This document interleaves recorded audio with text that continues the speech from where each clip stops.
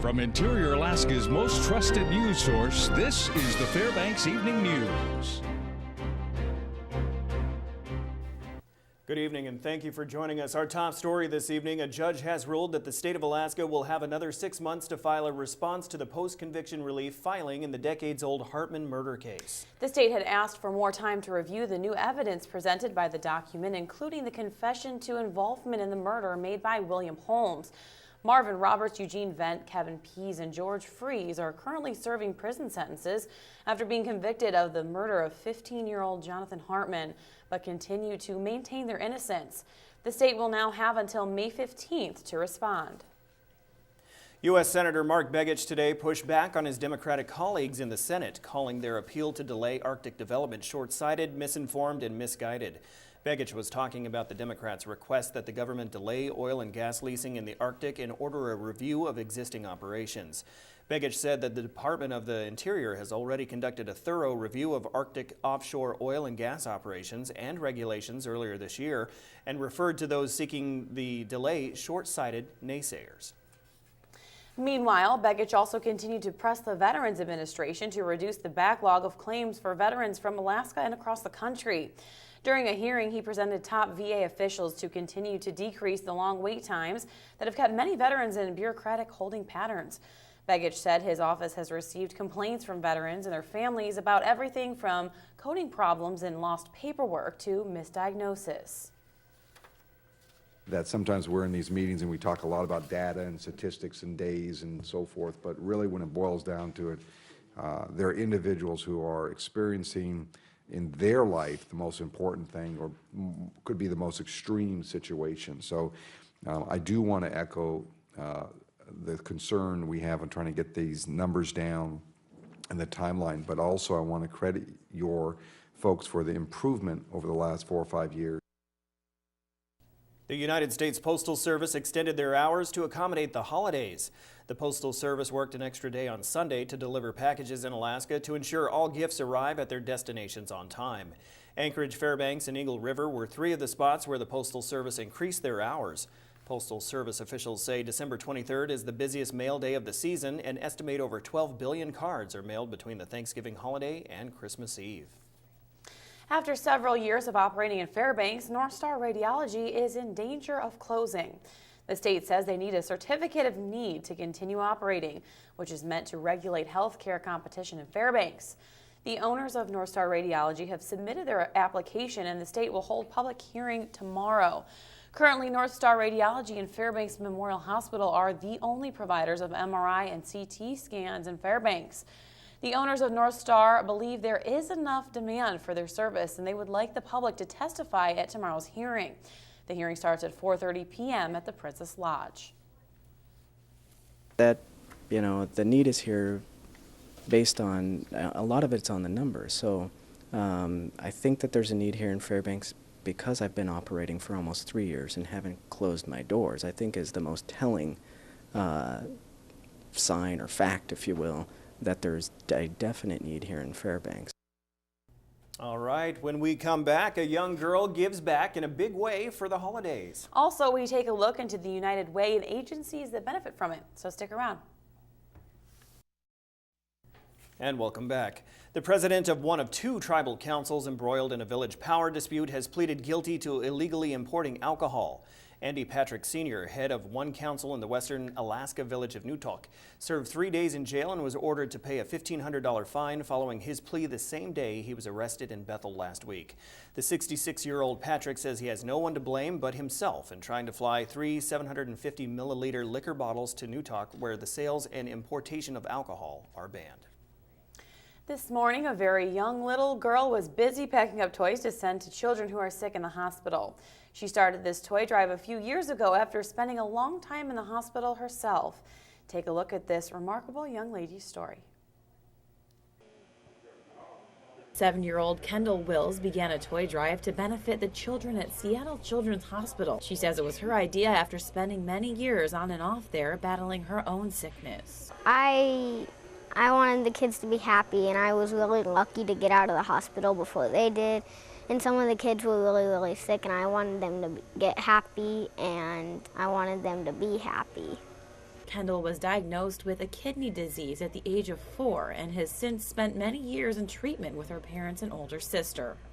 I had these really bad headaches and I didn't feel good. So we went in the Seattle Children's Hospital and I wanted the kids to be happy. I started it when I was 4.5. Kendall even recruited her sister Madeline in helping with raising toys. We all went shopping and we all helped each other get stuff and we worked together to get stuff. Kendall recruited the folks at the farthest north Harley-Davidson to help in her cause of bringing happiness to the kids in the hospital. And workers there say they are more than impressed with what she has done. Bless Kendall with her health struggles, and she came up with this idea, and this is all Kendall. You know, all we've done is, you know, provide a place to bring the toys, and we're helping ship them out, and we're very proud of the ladies, and especially Kendall, you know, for having the wherewithal to want to help other people in the same position that she's been in over the years. Kendall and her sister have also donated food and toys to local charities. These two youngsters clearly have the spirit of giving in them. They have gone through a lot with Kendall's sickness, her mother said this morning through tears. But to Madeline, Kendall is just her sister. What about you? Are you lucky to be her big sister and to help her out? Sometimes. Stephanie Woodard, News Center 11. Last week, the News Center's Mike Schultz began a series spotlighting the 20 agencies that receive funds from the United Way of the Tanana Valley. Today's spotlight is on the Literacy Council of Alaska. The Literacy Council of Alaska was first formed in 1973. Since then, the mission of educating adults and children in the interior has increased. The individual who oversees the agency is Mike Kalasa. I asked Mike how the United Way assists his agency. Yeah, the United Way plays a big role all the time with the Literacy Council and so many other great agencies here in the interior. Number one, it's a tremendous fundraising effort that the United Way puts on, and so all the agencies partner with that. And number two, we have a great opportunity to collaborate with all of the United Way agencies to make sure we're serving the entire community. So that's a really important aspect of what United Way offers us as agencies. What kind of impact does Mike feel the Literacy Council of Alaska has on the community? Yeah, one of the big impacts on the community is in fact creating community. So the opportunity for adults to come together, study and work hard together in a safe place, and then being able to go out into the community to look for jobs, going out in the community to become citizens of the United States, maybe some of our ESL students going out and getting driver's license. So there's been a big impact within the community in terms of creating more community, creating a healthy community, and creating a more literate community. During his supervision, what does Mike see as their greatest fulfillment? The most fulfilling part of my job is always to see lives change. So when a group of people can come together, study hard for 6 months, study hard for 12 months, and go back out into the community fulfilling their goals, whether it's getting a job, having a family, being able to become a citizen of the United States. These are the things that I find fulfilling. It's when our students make progress. I've also had a blast working with some of the kids. We have a lot of youth that are challenged with education, not doing well in school, and maybe a little angry and loud and difficult to work with. But over time, we'll build a trusting relationship, and to see those youngsters progress in school and do well is really rewarding. The United Way campaign is coming to a close soon, but there's still time for you to give. And remember, all donations stay in the community. Mike Schultz, News Center 11. All right, well, Joe Cook is next with your sports with all the big stories from an eventful weekend of sports. Stay tuned, Joe is next.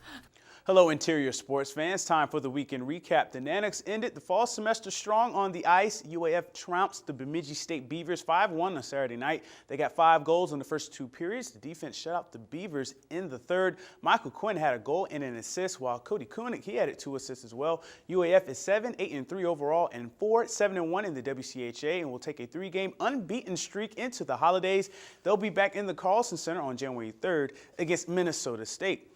The Ice Dogs, they won the 2013 Era Cup Series on Saturday night. The Ice Dogs won 3-2 over Kenai. Todd Burgess had a goal and an assist, while Victor Munter, he added 2 assists as well. Kevin Aldridge made 26 saves on 28 shots. Chandler Marjorie's power play goal in the second proved to be the game winner for the Ice Dogs. Fairbanks won the 16-game series 9-1 for the Air Cup. The Ice Dogs at 20-8 are now the Midwest Division leaders. The Ice Dogs return to the ice on the road for a 6-game road trip. They won't return to the Big Dipper until January 9th against the Minnesota Magicians. And Saturday at the E.F. Horton Rifle Range up on the hill, the MAC Rifle Championships were decided. At the end of 2 days of shooting, there was a split. Lathrop won air rifle with the 22-52 tally. Hutchinson was second, followed by Delta. The Malamutes got the top 3 spots. Casey Barnes, 5.77, was the top scorer. She's won air rifle for 3 years in a row. Chloe Allen got silver, and Connor Gilliam got bronze for Lathrop. The Hutchinson Hawks repeated as small board champs with the 21.75. Lathrop was second, then Delta. Hutchinson's Amy Gentry got bronze with the 5.49. Teammate Emma Daniels was silver with 5.50, and Lathrop's Liam Eberhardt got gold with a 5.52. I'm really excited about it. It was stressful going into it, knowing that there were so many good shooters, so it was all about having a good day, and so I'm really ecstatic that I managed to do it 3 years in a row. I had no idea that they were going to give medals at all, and then she's like, oh my gosh, you're going to get silver, and I was like, oh my god, and I was just like kind of spazzing. So what's it feel like to have that ribbon around your neck, you know, coming first? Well, it's pretty good. I don't know, I don't want to boast or anything, but I mean, it feels good. I like it. And the high school basketball season officially started on Saturday. The Monroe Rams hosted the Allison Ravens at Boylou Hall. The Rams made a statement, to say the least, in this one. They led 29-0 at the end of the first quarter. Jalen McCullough, he had 16 points in the first half. The Rams defense was just too much for Allison. Monroe wins this one 94-11.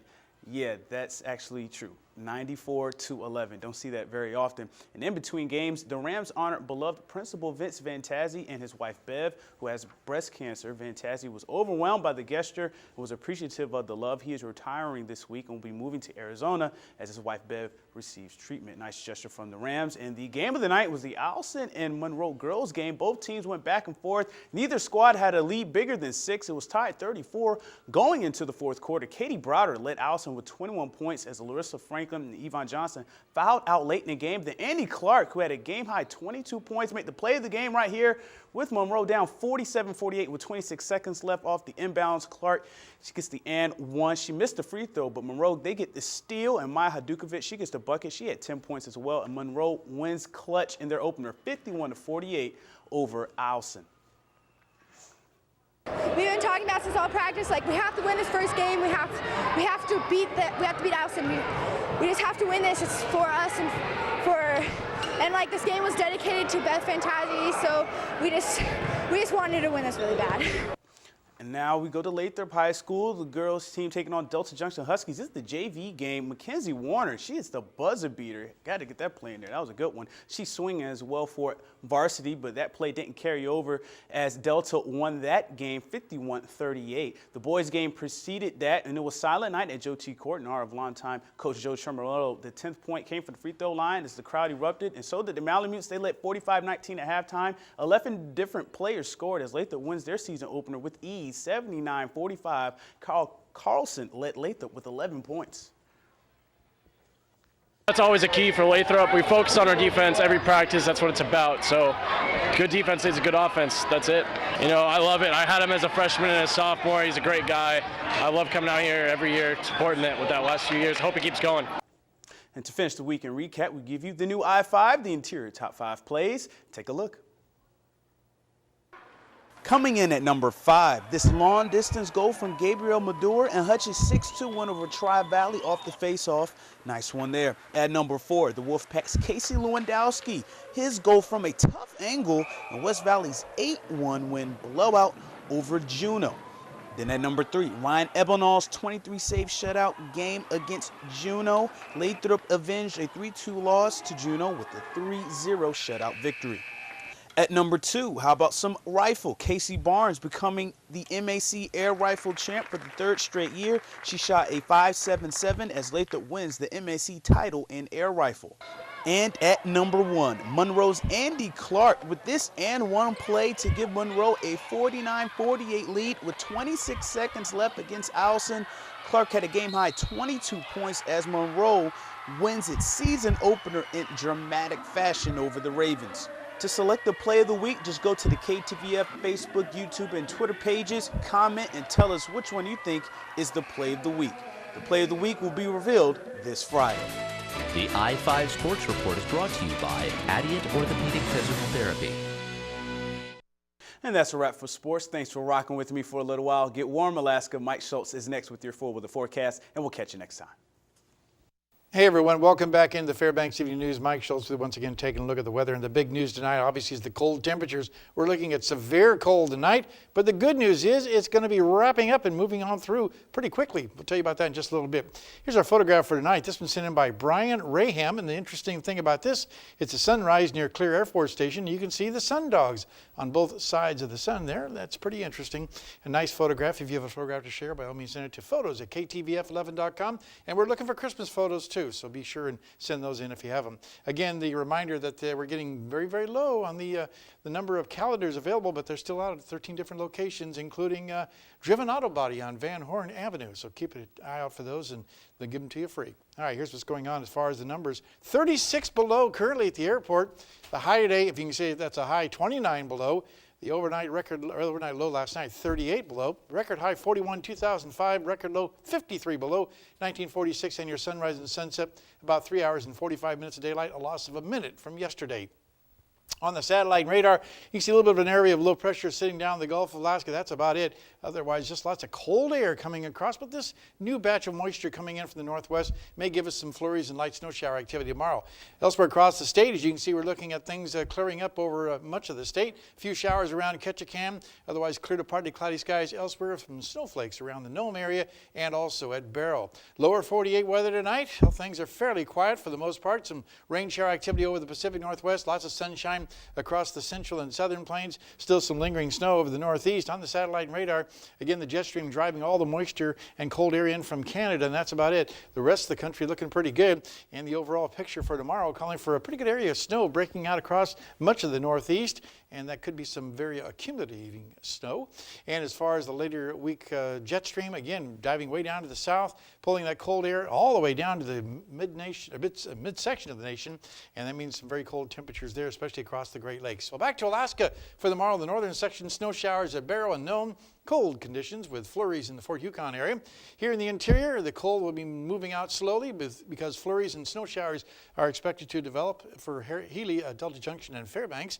Over southeast Alaska, cloudy skies at Juneau, rain and snow in Ketchikan, while over to the southwest, looking at snow showers for Cold Bay, mostly sunny skies at Bethel and also Kodiak, and over south central regions, we're looking at sunny skies in Valdez, but windy in the pass and mostly sunny for Homer and Anchorage. Okay, time once again for our weather fact for this week, or for this today, I should say.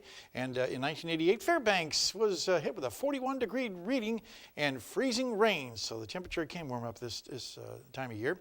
And again, thanks to Mount McKinley Bank. And again, the kids will have shortened classes this week and then return on the 7th of January. Okay. Here's our forecast for tonight.